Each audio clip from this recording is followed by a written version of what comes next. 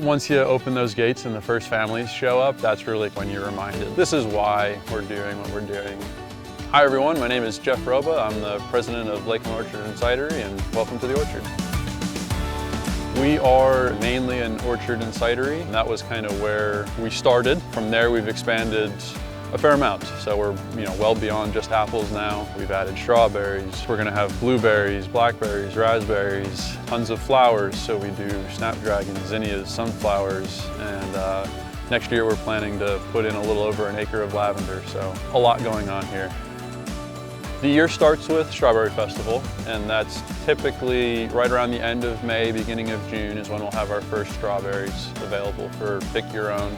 If you've ever gone out and picked your own strawberries, you know there is nothing better than a perfectly ripe strawberry straight out of the field.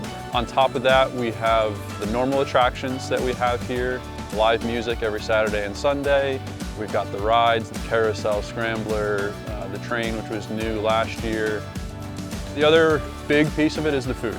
We try to rotate our specialty foods here with every event that we put on. So, in the spring, it's strawberry slushy, strawberry shortcake, the king slush, which is kind of a combination of the best things that we have, ice cream, slushy, and donuts.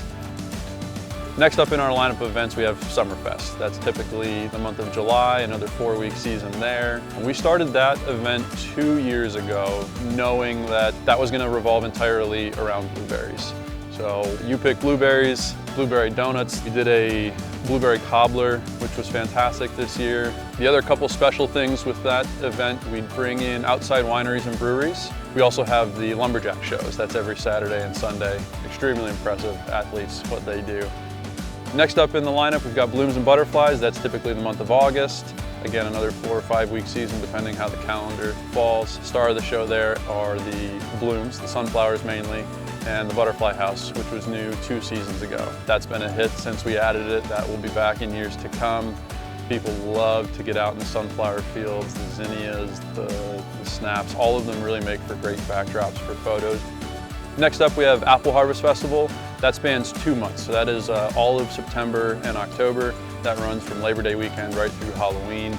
And that's what we started as. That was the original season, was just those 9 weeks. And again, it's all about apples at that point.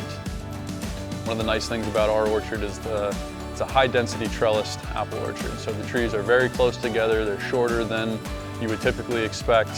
And you'll have apples as low to the ground as 2 or 3 feet off the ground. So even little kids can enjoy picking apples there.